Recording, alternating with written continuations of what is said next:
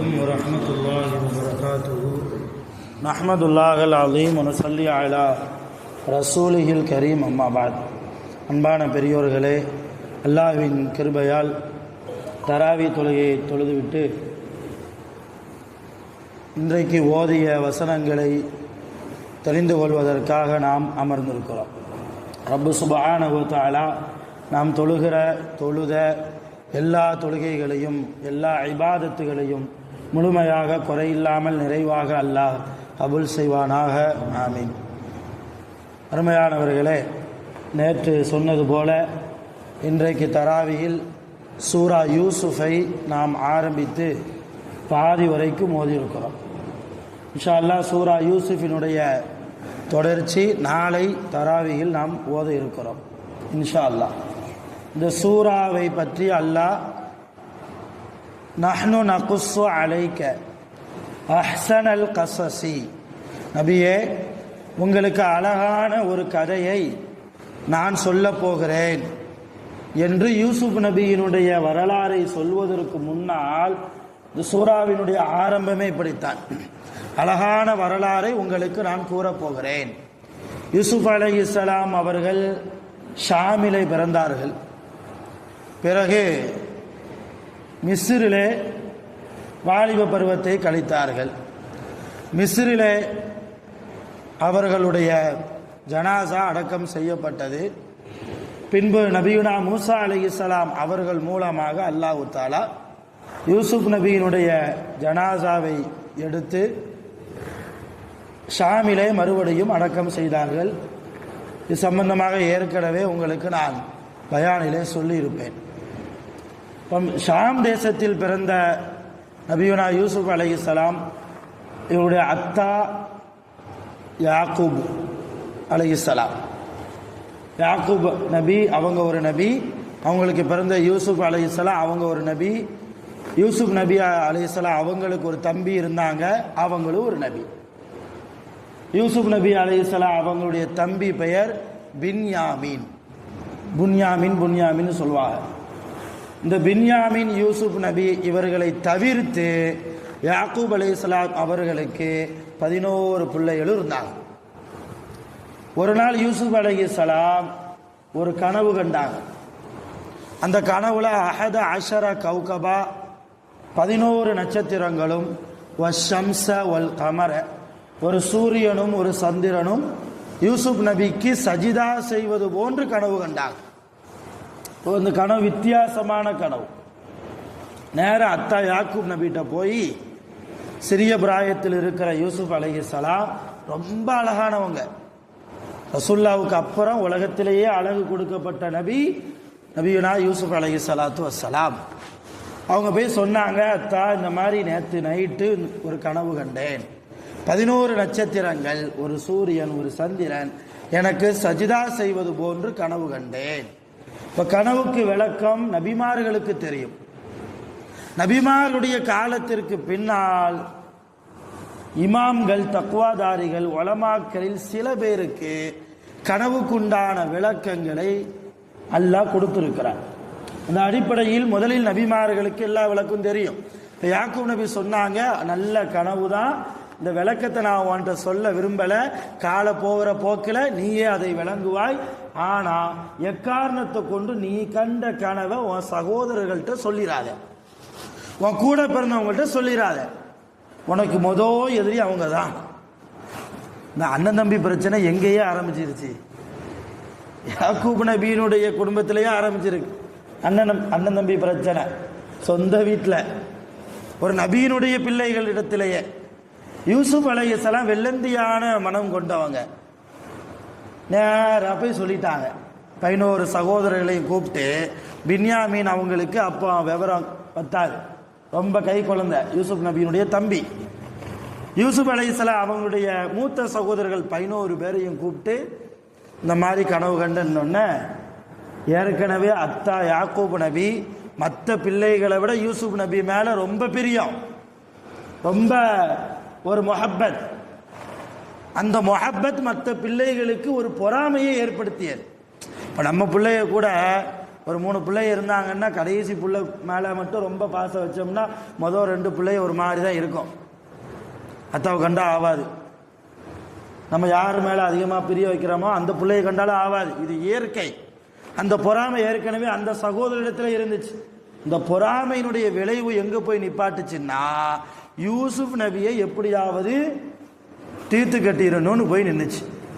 இப்போ அத்தாட்ட போய் கேட்டாங்க அந்த 11 சகோதரர்களும், எங்கள் தம்பி யூசுஃபை இன்னைக்கு சாயந்தரம் நாங்கள் விளையாட கூட்டு போகிறோம், ஏன் எங்கள் கூட சேரவே விட மாட்டேங்கிங்களே, என்ன காரணம், நாங்கள்லாம் ஒரு தாய் பிள்ளைகள் இல்லையா அப்படின்லாம் சொல்லி யாக்கூப் நபிக்கு விட மனசே இல்லை.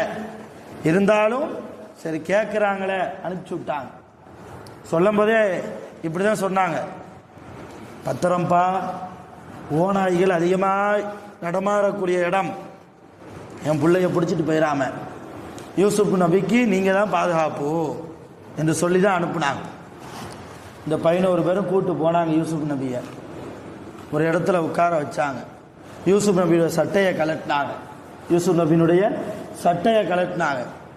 கலட்டிட்டு வெறும் உடம்போட உட்கார வச்சாங்க. இங்கே இருந்துக்க நாங்கள் வாரோன்ட்டு போனாங்க. அவங்களுக்குள்ள ஒரு மஷோரா, என்ன செய்யலாம், உக்குத்துலு யூசுஃப, யூசுப் நபியை நீங்கள் கொலை செய்து விடுங்கள். அந்த சகோதரர்ல ஒரு ஆள் சொல்றார் கொலை செஞ்சிருங்க, இன்னொரு ஆள் சொல்றாரு கொலையெல்லாம் செய்ய வேண்டாம், தூரமான ஒரு பகுதியில் போய் விட்டு வந்துடுவோம், தூரமான பகுதியில் போய் விட்டுட்டு வந்துடுவோம், காணாம போட்டோம். கேட்டால் புள்ள காணாம போயிட்டாரு, இங்கே தான் விளையாண்டுக்கிட்டு இருந்தாரு அப்படின்னு அத்தாட சொல்லிக்கலாம் அப்படின்னு. கடைசியில் இல்லைன்னா தூரமான பகுதியில் விடலைன்னா ஒரு கிணத்துக்குள்ளேயாவது போட்டுருவோம், அவரு செத்தா சாகட்டும், இல்லைன்னா உயிர் பிழைச்சா பிழைக்கட்டும், கிணத்துக்குள்ள எத்தனை நாள் உயிரோட இருந்துட முடியும், ஆள் நடமாட்டமே இல்லாத ஒரு கிணத்துல போய் போட்டுருவோம் அப்படின்னு சொல்லி முடிவு பண்ணி கடைசியில் கிணத்துல போடுறதுக்கு முடிவு பண்ணாங்க. சட்டை இல்லாமல் யூசுப் அலைஹிஸ்ஸலாம் அவங்கள கிணத்துக்குள்ள போட்டாச்சு.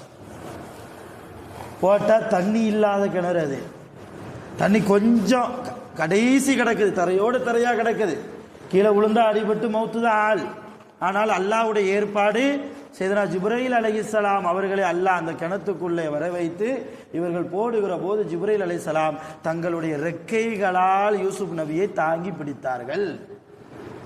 யூசுப் நபி அங்கே ஒரு இருள் நிறைந்த கிணறு, அந்த கிணறு ஆழமான கிணறு, இருள் நிறைந்த கிணறு. அவர் கிட்டத்தட்ட ஒரு விவரம் தெரியாத வயதில் இருக்கக்கூடிய ஒரு நபி, ஒரு குழந்தை, பதட்டம் உண்டாயிடக்கூடாது என்பதற்காக அல்லாஹ் யூசுப் நபிக்கு பேச்சு துணையாக, எப்படி இப்ராஹிம் நபிக்கு நெருப்பு குண்டத்திலே பேச்சு துணையாக மலக்குகளை அல்லாஹ் அனுப்பினானோ அதே போன்று யூசுப் அலைஹிஸ்ஸலாம் அவர்களுக்கு பேச்சு துணையாக அல்லாஹ் தஆலா அந்த கிணத்துல யாரை அனுப்புனான், ஜிப்ரீல் அலைஹிஸ்ஸலாம் அனுப்புனான். இந்த 11 சகோதரர் என்ன செஞ்சாங்க, யூசுப் நபியினுடைய சட்டை இருக்குது, இப்போ அத்தாட்ட போய் சொல்லணும். என்ன சொல்ல, அத்தா தான் சொன்னார், ஓனாய் ஜாக்கிரதைன்றார். ஒரு ஆட்டை பிடிச்சாங்க, அறுத்தாங்க, அந்த ஆட்டினுடைய ரத்தத்தை எடுத்து அந்த சட்டையில் அப்படியே தடவிட்டு கொண்டு போய் அத்தாட்ட போய் வஜாவு அபாகும் ஐஷா ஐ யபுக்குன், ஒரு மாலை நேரத்தில் சூரியன்லாம் அந்தி சாய்ஞ்ச போது மகரிபுக்கு பிறகு நேராக போனாங்க.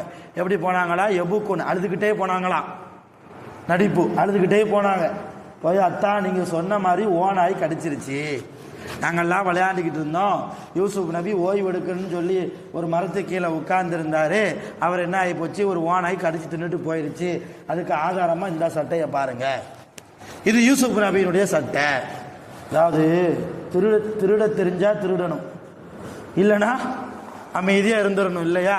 யாக்கூப் நபி எவ்வளவு பெரிய நபி, அவங்க யோசிச்சாங்க, ஓனாய் மகனை கடித்து கொதறுகிறது என்றால் அந்த சட்டை கிழியணுமா இல்லையா, யூசுப் நபி போட்டு சட்டை கிழிஞ்சிருக்கணுமே, ஆனா சட்டை கிழியாம இருக்குது, ரத்தம் சாயம் பூசப்பட்டு இருக்குது.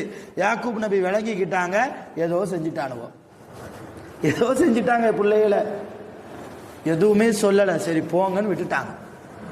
அங்க பிடிச்சது யாக்கூப் நபிக்கு முசீபத், உடம்பு சரியில்லாமல் போக யூசுப் நபியை நினைத்து நினைத்து நினைத்து அழுது அழுது ரப்பிடத்தில் துஆ கேட்டு கேட்டு கடைசியில் அவருடைய பார்வையே போய்விட்டது, அவருடைய பார்வையே போயிடுச்சு. அந்த அளவு பல ஆண்டு காலம் யூசுப் அலைஹிஸ்ஸலாம் வாலிப பருவத்தில் இருக்கிற வரைக்கும் மிஸ்ர் தேசத்திற்கு அமைச்சர் பதவியை அல்லாஹ் அவர்களுக்கு கொடுக்கிற வரைக்கும் யூசுப் நபிக்கு யாக்கூப் நபிக்கு எந்த தொடர்பும் இல்லை. யாக்கூப் நபி நினைச்சாங்க யூசுப் நபி மவுத்து தான் அப்படிங்கிற அளவுக்குலாம் வந்துட்டாங்க. உடம்பு சரியில்லாம ரொம்ப நோய்வாய்ப்பட்டு போனாங்க. அந்த நேரத்தில் கிணத்துக்குள்ள இருக்கிற யூசுப் அலைஹிஸ்ஸலாம் அவர்களை யார் கொண்டு போனா, எங்க கொண்டு போனாங்க, அங்க அவங்களுக்கு என்ன நடந்துச்சு என்பதையெல்லாம் இன்ஷா அல்லாஹ் நாளை நாம் தராவி பயானில் பேசுவோம். நான் எதுக்கு இந்த வரலாறை சொல்லிட்டு வர்றேன்னா, நபிமார்களுடைய வரலாறில் நிறைய படிப்பனை உண்டு, நிறைய படிப்பனை. ஒரு குழந்தை தான் யூசுப் நபி. அல்லாஹ் பாதுகாக்க நினைத்தால் எவ்வளவு பெரிய எதிரிகள் வந்தாலும் அல்லாஹ் பாதுகாப்பான். எவ்வளவு பெரிய இடத்திலே கொண்டு போய் சூழ்ச்சிக்காரர்களால் ஒரு ஈமான்தாரி தள்ளப்பட்டாலும் மலக்குகளின் உதவியை கொண்டு அல்லாஹ் பாதுகாப்பான் என்பதைத்தான் யூசுப் அலைஹிஸ்ஸலாம் அவர்களுடைய வாழ்க்கையிலிருந்து நாம் பெறக்கூடிய படிப்பனை. ஆக எல்லா நிலைமையிலும் அல்லாஹ்வின் மீது நாம் வைக்கிற அந்த தவக்குல், அந்த நம்பிக்கையை இழந்துடவே கூடாது. அல்லாஹ் அடியார்களை சோதிப்பான், அது அவனுடைய பழக்கம். அவனுக்கு யாரை ரொம்ப பிடிச்சிருச்சோ அவங்கள ரொம்ப சோதிப்பான். சில பேருக்கு துட்டை கொடுத்து சோதிப்பான், சில பேருக்கு துட்டை எடுத்தும் சோதிப்பான். சில பேர்களுக்கு பிள்ளைகளை கொடுத்து சோதிப்பான், சில பேருக்கு குழந்தையே இல்லாமலும் சோதிப்பான். இப்ராஹிம் அலைஹிஸ்ஸலாம் அவங்களுக்கு 90 வயசு வரைக்கும் குழந்தை இல்லாமல் ஆக்கி 90 வயசுக்கு அப்புறம் உங்களுக்கு குழந்தையை கொடுத்து அதை பாலைவனத்தில் போய் விட்டுட்டு வா, கழுத்தை போட்டாரு என்றெல்லாம் சொல்லி, இல்லையா எவ்வளவு சோதனைகள். இப்ராஹிம் நபியை அல்லாஹ் சோதிச்சுட்டாங்கிறதுனால இப்ராஹிம் நபியை அல்லாவுக்கு பிடிக்கலன்னு சொல்லிட முடியுமா? இப்ராஹிம் நபி அல்லாஹ்வுடைய உற்ற நண்பர் என்கிற பெயர் பெற்றவர்கள். ஆக சோதனை என்பது வாழ்க்கையில் வருகிறது என்றால் அல்ஹம்துலில்லாஹ், அல்லாஹ் என்னை பார்க்கிறான் என்ற அர்த்தம். அல்லாஹ் யாரை கவனிக்கிறானோ அவனுக்கு தான் சோதனை கொடுப்பான். அல்லாஹ் கவனிக்காம விட்டுட்டா எந்த சோதனையும் இருக்காது, எந்த முசீபத்தும் இருக்காது. குல்ல யுசீபனா இல்லாமா கதபல்லாஹு லனா ஹுவ மௌலானா. நல்லவர்கள் சொல்லுவாங்க, அல்லாஹ் அவன் தான் சோதனை கொடுக்குறான், அவன் எனக்கு என்ன எழுதியிருக்கிறானோ அந்த சோதனை தானே வருது. ஹுவ மௌலானா, அவன் தான் என் எஜமான்.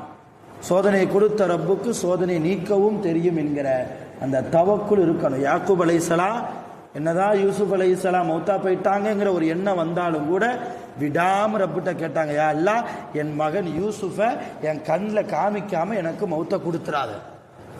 யாக்கூப் அலைஹிஸ்ஸலாம் அல்லாஹ்வின் மீது வைத்திருந்த அந்த நம்பிக்கை விடாம கேட்டாங்க துவா. கடைசியில் யூசுப் நபியை பார்த்து தான் மௌத்தானான். இது எப்படி என்பதெல்லாம் இன்ஷா அல்லாஹ் நாளை பேசுவோம். வல்ல ரஹ்மான் அல்லாஹ்வின் மீது அதிகமாக நம்பிக்கை உள்ள சாலிஹீன்களாக நம் அனைவர்களையும் அல்லாஹ் ஆக்கி அருள் புரிவானாக. நாம் நோற்க இருக்கிற எல்லா நோன்புகளையும் எல்லா இபாதத்துகளையும் அல்லாஹ் முழுமையாக கபூல் செய்வானாக. உடல் ஆரோக்கியத்தோடு ஆஃபியத்தோடு நோய் நொடிகள் இல்லாமல் உலகத்தில் நாம் சலாமத்தோடு வாழ்வதற்கு அல்லாஹ் அருள் புரிவானாக. ஆகிரு தஅவானா அல்ஹம்துலில்லாஹி ரப்பில் ஆலமீன். சுப்ஹானல்லாஹி வபிஹம்திஹி சுப்ஹானல்லாஹி வபிஹம்திஹி லா இலாஹா இல்லா அன்த அஸ்தக்ஃபிருக வ அத்தூபு இலைக். سبحان ربك رب العزة عما يصفون وسلام على المرسلين والحمد لله رب العالمين. صلى الله على محمد صلى الله